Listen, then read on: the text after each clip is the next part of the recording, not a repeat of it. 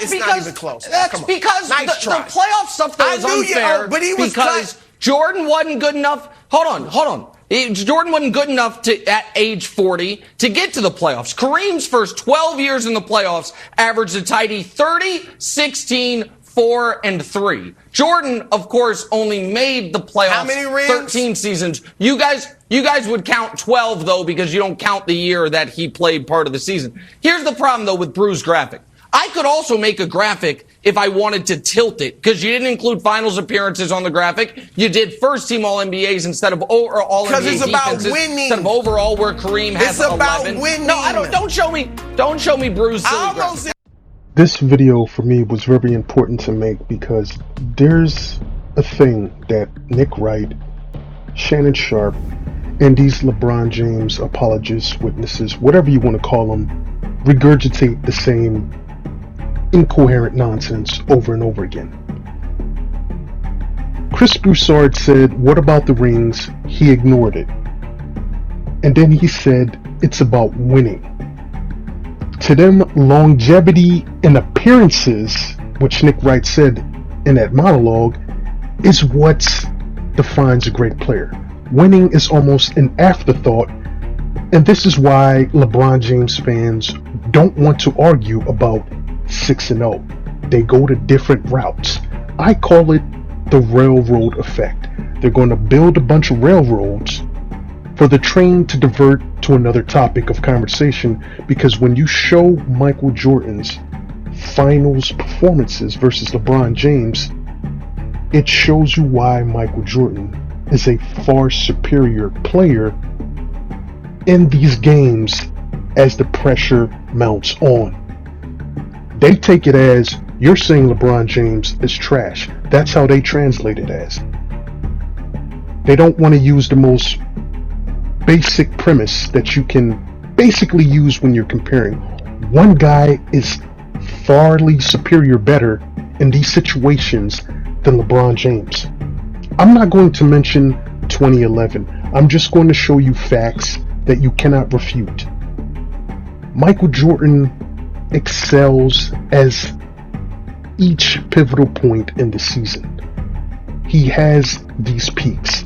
He has the regular season 30, NBA playoffs 33.4, NBA finals 33.6. That's indicative of what Michael Jordan is. He plays better as the pressure continues to rise, as it mounts. This is one of the reasons why LeBron James fans don't want to argue their statistics in the finals. They act like these things don't exist, or they will talk about who did Jordan play in the finals.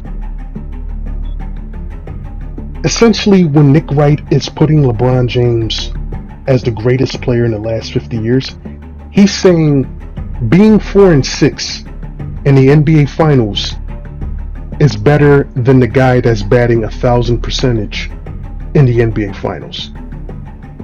When did losing become the objective? Isn't winning supposed to be more important? I can't put a guy in front of a guy who's never pivotal game is the NBA Finals. The pinnacle of your sport, Michael Jordan hasn't lost, let alone went into a Game 7. LeBron James apologists stay away from this because it's almost like kryptonite times 10 for them, because they can't refute any of this. They make excuses for LeBron James. It brings me to this point. Stop saying Michael Jordan never played competition, because Michael Jordan is 20-7 against 50-win teams. These are one of the stupidest arguments that they bring to the table. It literally has no validity. This is not an argument you should be using, that Michael Jordan didn't play competition when he played in his era. 20-7 against 50-win teams. I'm not even bringing the whole totality of the 60 wins included, because what LeBron James fan will tell you is, well, Michael Jordan never beat a 70-win team. LeBron James did that. They will cling on to that like that's the lightsaber that's going to destroy the argument. All you have to do, if you hear this idiocy, and to me it's idiocy, because all you have to do is refute it, is, well, Michael Jordan never beat a 70-win team because he was a 70-win team that actually finished the job, unlike the Golden State Warriors back in 2016. So this is why when you debate LeBron James fan, I call it the railroad effect. They'll build all these tracks for the argument to go here, but in the end it leads down to the final destination. Winning has to be the precedent in sports. When we talk about sprinters like Usain Bolt and his competition, we don't talk about the guy who came in second place. This is not soccer where you get rewarded with a gold medal for coming in second place. All that is just giving a first place loser a trophy. That's all that is.